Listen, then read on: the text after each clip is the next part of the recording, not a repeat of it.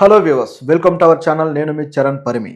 పూరి జగన్నాథ్ ఎందుకు కేసీఆర్ని టార్గెట్ చేస్తున్నాడు? ఆశ్చర్యంగా ఉంది కదా. పూరి జగన్నాథ్కి కేసీఆర్ తోటి అసలు ఏం లింకు, ఎందుకు టార్గెట్ చేస్తాడు, ఇలా అనేక ప్రశ్నలు ఉన్నాయి కదా. కానీ ఆయన కొత్త పాట ఒకటి రిలీజ్ అయింది డబుల్ స్మార్ట్ సినిమా నుంచి. సో ఆ పాటలో పూరి జగన్నాథ్ కేసీఆర్ని కొద్దిగా టార్గెట్ చేసినట్టుగా కనిపిస్తుంది. అంటే ఇది కేవలం ఈ పాటకు సంబంధించే కాదు, కానీ గతంలో కూడా కేసీఆర్ తన సినిమాల్లో అలాగే ఈ తెలంగాణ ఉద్యమానికి సంబంధించి కొన్ని వివాదాస్పదమైన విషయాల్ని పూరి జగన్నాథ్ చూపిస్తున్నాడు అంటూ కొన్ని వార్తలు సోషల్ మీడియాలో కావచ్చు, ఇట్లా పత్రికల్లో కావచ్చు కనిపిస్తూ ఉన్నాయన్నమాట. అయితే ఈ వివాదం ఇప్పటిది కాదు, గతం నుంచి వచ్చిన విషయాల్ని పూరి జగన్నాథ్ ఎందుకు ఇట్లా ఆలోచిస్తున్నాడు తెలంగాణ వాదులు, తెలంగాణ ఉద్యమం విషయంలో అంటూ కొత్త ప్రశ్న ఒకటి బయలుదేరింది. అసలు పూరి దృక్పథం ఏంటి, ఏం చేయాలనుకున్నారు, అసలు ఈ పాట విషయంలో వివాదం ఏంటి అనేది ఒకసారి చర్చిద్దాం. గతంలో పూరి జగన్నాథ్ ఒక సినిమా తీశాడు, అది పవన్ కళ్యాణ్ తోటి, కెమెరామ్యాన్ గంగతో రాంబాబు అని చెప్పేసి. ఆ సినిమా మామూలుగా మొదట్లో ట్రైలర్స్, ప్రోమోస్ వచ్చినప్పుడు బాగానే వైరల్ అయింది. కానీ సినిమా చూసిన తర్వాత మాత్రం జనాలకి దిమ్మ తిరిగిపోయింది. ఎందుకంటే ఆ సినిమా థీమ్, అసలు ఏ థీమ్ మీద ఆ సినిమా తీశారనేది ఆ రోజుల్లో పెద్ద చర్చనీయాంశమైంది. అది తెలంగాణ ఉద్యమం మీద ఒక సెటైరు. పూరి జగన్నాథ్కి తెలంగాణ ఉద్యమం అంటే గౌరవం లేదు కాబట్టి ఈ పద్ధతిలో తీశాడంటూ ఆ రోజుల్లోనే వార్తలు వచ్చాయి. ఆ వార్తలు, వివాదాలు రకరకాలుగా మారి తెలంగాణ వాదులు కూడా పూరి జగన్నాథ్ని విమర్శించడం ఇవన్నీ జరిగాయి అన్నమాట. సో దాన్ని బేస్ చేసుకొని మళ్ళీ ఇప్పుడు కొత్తగా పూరి జగన్నాథ్ ఒక చిన్న కాంట్రవర్సీలో ఇరుక్కున్నట్టుగా అయింది. మరి ఆయన అది వాంటెడ్గా చేశాడా, ఆ సినిమాలో ఆయన ఏం చెప్పాలనుకొని అది ఏ విధంగా పరిణమించింది అనేది కూడా మనం మాట్లాడదాం. అయితే ఇప్పుడు పాట విషయంలో చూసుకుంటే, ఇప్పుడు ఈ పాట ఆయన డబుల్ స్మార్ట్ సినిమాలో ఒక ఐటమ్ సాంగ్ అనమాట. ఆ సాంగ్ వచ్చేసి మార్ ముంతా చోట్ చింత అనే సాంగ్. సో ఈ సాంగ్ మామూలుగా ఒక కళ్ళు కాంపౌండ్ బ్యాక్ డ్రాప్ లో మొత్తం అందరూ కళ్ళు తాగుతూ మొత్తం లైట్స్ ఇట్లాంటివన్నీ పెట్టేసి మొత్తం హడావుడిగా జరిగే ఒక సందర్భం అనమాట. ఇది తెలంగాణ కల్చర్ని రిప్రజెంట్ చేస్తూ పెట్టాడు పూరి జగన్నాథ్. తెలంగాణ వాళ్ళంటే ఇక కళ్ళు తాగడాలు, చిందులేయడాలు ఇదేనా, ఒక సంస్కృతిని మీరు ఇట్లా అంటే కించపరిచేలా చూపిస్తారా అనేది కొంతమంది తెలంగాణ వాదుల నుంచి వస్తున్న ప్రశ్న. అసలు కళ్ళు తాగడం తప్పని వాళ్ళు ఎందుకు అనుకుంటున్నారో ఇదొక ప్రశ్న. ఎవరి ఇష్టం ప్రకారం వాళ్ళు తాగుతారు, వాళ్ళు తిరుగుతారు, తింటారు, చేస్తారు. సో కళ్ళు తాగడం అనేది ఆరోగ్యకరమైన విషయమని కేసీఆర్ పర్టికులర్గా చెప్పారు కదా. నీరాక్ కోసం నీరాక్ కేఫ్ ఒకటి ఏర్పాటు చేశారు కదా. సో ఈ విధంగా ఇప్పుడు కేసీఆర్ గవర్నమెంటే నీరా కేఫ్ ఏర్పాటు చేసింది. అది కళ్ళు ఎప్పుడైతే చెట్టు నుంచి దించగానే తాగితే అది ఆరోగ్యమని వాళ్ళే ప్రచారం చేశారు వాళ్ళ గవర్నమెంట్లో. ఇవన్నీ జరిగిన తర్వాత ఇప్పుడు కళ్ళు తాగేది, పైగా తెలంగాణ సంస్కృతిలో కళ్ళు అనేది ఒక భాగం అయిపోయింది. సో దాన్ని ఎవరూ తప్పు పట్టలేదు మామూలుగా సోషల్గా చూసుకుంటే. కానీ పత్రికలు అంటున్నాయా, లేకపోతే తెలంగాణ వాదులు కదా ఎందుకు, అంటే ఇతర రాష్ట్రాల వాళ్ళు లేదా ఆంధ్రలో ఎవరైనా ఆంధ్ర ప్రాంతం నుంచి వచ్చిన దర్శకులు కావచ్చు లేదా పొలిటీషియన్లు కావచ్చు, ఈ విషయాన్ని గురించి ఏదైనా వ్యాఖ్యానిస్తే అది తప్పుగా వాళ్ళు ఎందుకు తీసుకుంటున్నారు అనేది ప్రశ్న. అంటే ఎదుటి వాళ్ళు మమ్మల్ని తప్పుగా చూస్తున్నారన్న ఇన్ఫీరియారిటీ ఎందుకు వీళ్ళకి కలుగుతుంది అనేది ప్రశ్న. దాన్ని గర్వంగా ప్రకటించుకునే పరిస్థితి వీళ్ళకి ఎందుకు లేదు? నిజంగా గర్వంగా ప్రకటించుకోవచ్చు, తప్పే ఉంది. ఏ ప్రాంతపు అస్తిత్వము, ఏ ప్రాంతపు సంస్కృతి, సాంప్రదాయం వాళ్ళకు గర్వకారణమే, దాన్ని కాదనడానికే లేదు. గర్వంగా ప్రకటించుకోండి. కానీ అలా కాకుండా మమ్మల్ని ఇన్సల్ట్ చేయడానికే పెట్టాడు అనేది వీళ్ళు వాదిస్తున్న మాట. నిజానికి అది ఆయన సరదాగా చేస్తాడు. నిజానికి పూరి ఏం చేసినా సరే అందులో ఆయన కాస్త కొన్ని విషయాలు ఆయన సర్కాస్టిక్గా ఉండొచ్చేమో, కానీ నిజానికి సరదాగా చేస్తాడు. సో ఇది కూడా సరదాగా చేసినట్టే కనిపిస్తుంది. అయితే ఏం చేశాడంటే, నిజానికి కళ్ళు కాంపౌండ్లో సాంగ్ పెట్టడం కాదు, ఆయన ఈ పాటలో ఆయన చేసింది ఏంటంటే ఒక వ్యాఖ్య. కేసీఆర్ అనేక స్పీచ్ల్లో కొన్ని హుక్ లైన్స్ ఇస్తూ ఉంటారనమాట సరదాగా. సో అలాంటి హుక్ లైన్ ఆయన మాట్లాడేటప్పుడు ఆయన మాటలు కూడా చాలా ఎంజాయ్ చేస్తూ ఉంటారు. మంచి వాక్చాతుర్యం కలిగిన లీడర్. సో ఆయన మాటల్లోంచి ఒక మాట తీసుకున్నాడు అనమాట. ఆ మాట ఇప్పుడు సమస్యకు కారణమవుతుంది ఈ వివాదం మొత్తానికి కూడా. ఆ మాట ఏంటంటే, జనరల్గా కేసీఆర్ ఏదైనా మాట్లాడినప్పుడు ఏం చేద్దామంటావు మరి అని చెప్పి అంటుంటాడు. ఇప్పుడు జర్నలిస్టులను కూడా ఒకసారి రాహుల్ కూడా వేరే విషయంలో క్వశ్చన్ చేసినప్పుడు, జర్నలిస్ట్ రాహుల్ ఆయన మీద చాలాసార్లు ఇలాగే అంటుంటాడు. అయితే ఏం చేద్దాం రాహుల్ అంటుంటాడు. ఎక్కువ ఇద్దామంటావా అని చెప్పేసి ఆయన మాట్లాడుతూ ఉంటాడు అనమాట. ఇట్లా ఏం చేద్దామంటావు మరి అనే పదాన్ని పట్టుకొని ఇప్పుడు ఈ పదం తీసుకొచ్చి పూరి దాంట్లో పెట్టాడనమాట. ఆ పాట మధ్యలో ఒక హుక్ లైన్గా వాడాడు.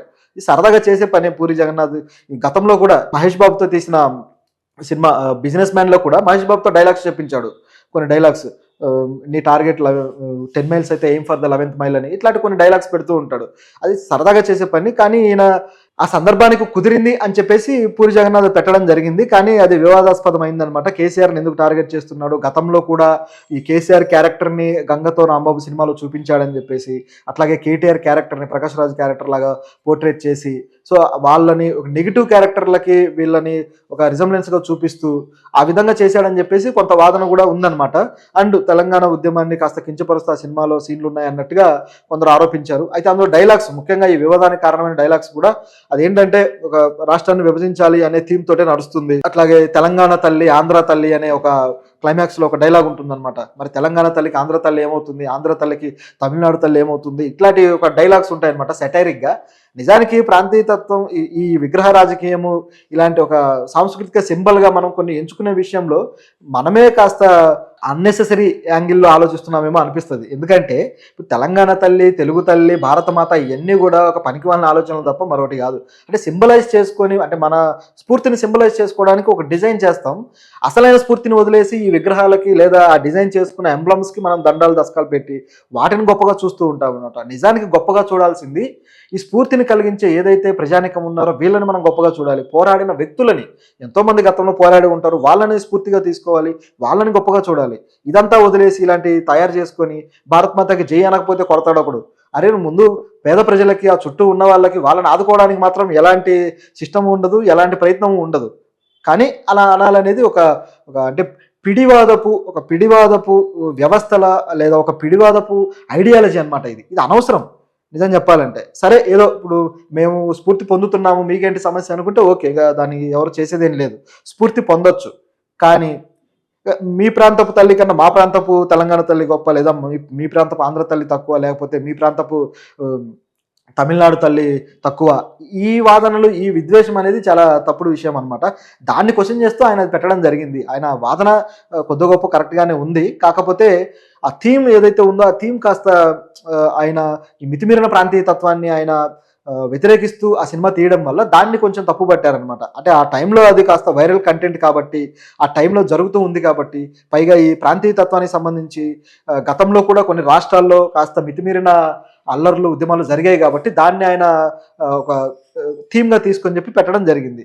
నిజానికి తెలంగాణ తత్వాన్ని లేదా తెలంగాణ రాష్ట్ర ఏర్పాటును విమర్శించడం కాదు, ఎప్పుడైతే మితిమీరిన ప్రాంతీయతత్వం ఉంటుందో, నిజానికి ప్రాంతీయతత్వం ఉండొచ్చు. ప్రాంతీయతత్వం అంటే నా ప్రాంతం గొప్ప లేదా నా ప్రాంతవాసులు గొప్ప అనుకునే తత్వం ఎప్పుడు తప్పు కాదు, నా సంస్కృతి గొప్ప అనుకోవడం తప్పు కాదు. కానీ కంపారిటివ్లీ ఎప్పుడైతే కంపారిజన్ చేసి మీ ప్రాంతపు సంస్కృతి వేస్ట్, లేదా మీ ప్రాంతపు ఆచరణ పద్ధతులు కావచ్చు, లేదా మీ ప్రాంత ప్రజలు కావచ్చు, లేదా మీ ప్రాంతపు పద్ధతులు ఏదైనా అవి వేస్ట్, అవి పనికిమాలినవి, అవి మాకన్నా తక్కువ, మాకన్నా దిగజారుడు స్థాయివి అని ఎవరైతే అంటారో దాన్ని మితిమీరిన ప్రాంతీయతత్వం అనాలి, లేదా ప్రాంతీయ దురహంకారం అనాలన్నమాట.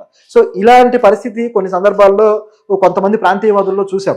ముఖ్యంగా మహారాష్ట్రలో చూసుకుంటే, మహారాష్ట్రలో బాల్ ఠాక్రే అలాగే తన ముంబై వాసులకి, మహారాష్ట్ర వాసులకి అన్ని విషయాల్లోనూ ఫస్ట్ స్టాండర్డ్ ఉండాలి, ఫస్ట్ అవకాశాలు వాళ్ళకే ఉండాలంటూ ఆయన పోరాటం మొదలుపెట్టి చివరికి ఇతర ప్రాంతాల వాసుల్ని, ముఖ్యంగా ముంబైలో సెటిల్ అయిన తమిళులని, ఇట్లా ఇతర ప్రాంత వాసులందరినీ విద్వేషించడం, విద్వేషపూరితంగా చూడడము, వాళ్ళ మీద దాడులు చేయడము, ఇట్లా అరాచకతత్వం నెలకొందనమాట. కొన్ని సందర్భాల్లో ఇప్పుడు స్కిల్ ఎవరికి ఎక్కువ ఉంటే వాడు అవకాశం సంపాదించుకుంటాడు. కానీ అలా కాకుండా వాళ్ళ మీద దాడులు చేసి మేమే ఇక్కడ ఉండాలన్నట్టుగా. సో ఈ భారతదేశ రాజ్యాంగం అందరికీ అన్ని ప్రాంతాల్లో నివసించే హక్కు ఇచ్చింది. సో దాన్ని తప్పుపడడానికి లేదు కదా. కాకపోతే అవకాశాల విషయంలో రాజకీయ సిస్టమ్ కూడా అందరికీ కరెక్ట్గా ఇచ్చేలాగా ఆ దామాషా ప్రకారం కావచ్చు, కొంత వాళ్ళకి నేటివ్ పీపుల్ ఎవరైతే ఉన్నారో వాళ్ళకు ఒక రిజర్వ్డ్ కేటగిరీలో ఇచ్చేటట్లు కావచ్చు, అవన్నీ కూడా ఆ పొలిటికల్ సిస్టంలో చేయాల్సిన పనులు. అంతేగాని బతుకు తెరువుకు వచ్చిన వాళ్ళ మీద వాళ్ళని ద్వేషించడము, విద్వేషంతో చూడడము, ఇదంతా కూడా మహారాష్ట్రలో జరిగింది. అలాగే తెలంగాణ ఉద్యమంలో కేటీఆర్లో కూడా ఆంధ్రుల మీద కొన్ని దుర్భాషలాడడం అవన్నీ చూసామన్నమాట. ఇప్పుడు పొలిటికల్ సిస్టమ్ వేరు, ప్రజలు వేరు. సో ప్రజలను దుర్భాషలాడడం అనేది మూర్ఖత్వం కిందకు వస్తుందన్నమాట. సో ఆ విధంగా చూసుకుంటే కేసీఆర్ గారు కొన్ని మీటింగ్స్లో కూడా అన్నారు, ఆంధ్ర పంతులకు అసలు మా మంత్రాలే తెలియవు, వాళ్ళు అసలు ఏం చేస్తారో తెలియదు, వాళ్ళకు నిజమైన సంస్కృతి కానీ నిజమైన హైందవ పద్ధతులు పాటించడమే తెలియదు, మా తెలంగాణ పంతులే గొప్ప అని చెప్పడం కానీ, అట్లాగే ఆంధ్ర ఫుడ్ విషయంలో ఆంధ్ర ఫుడ్ ఎందుకు పనికిమాలింది అనడం కానీ, ఇట్లా రకరకాలుగా వ్యాఖ్యలు చేయడం జరిగింది. ఇది ప్రాంతీయ విద్వేషం కిందకు వస్తుంది. మీ ప్రాంతాన్ని పొగడాలనుకుంటే ఎంతైనా పొగుడుకోవచ్చు, కానీ ఇతర ప్రాంతాల వాళ్ళ మీద రాళ్ళు వేయడం కానీ, దుర్భాషలు ఆడడం కానీ, ఆ సంస్కృతిని కించపరచడం కానీ సరైన పద్ధతి అనిపించుకోదనమాట. ఆ రోజుల్లో అది కొంచెం వైబ్రేషన్ ప్రజల్ని రెచ్చగొట్టాలి కాబట్టి అలా చేశారు. మొత్తానికి రాష్ట్ర విభజన జరిగింది. సో, ఇప్పుడు 2 ప్రాంతాల వాళ్ళు ఒకరినొకరు గౌరవించుకుంటున్నారు. ఎందుకంటే ఇప్పుడు 2 ప్రాంతాలకి ఇప్పుడు అన్నదమ్ముల్లాగా కలిసి ఉంటున్నారు.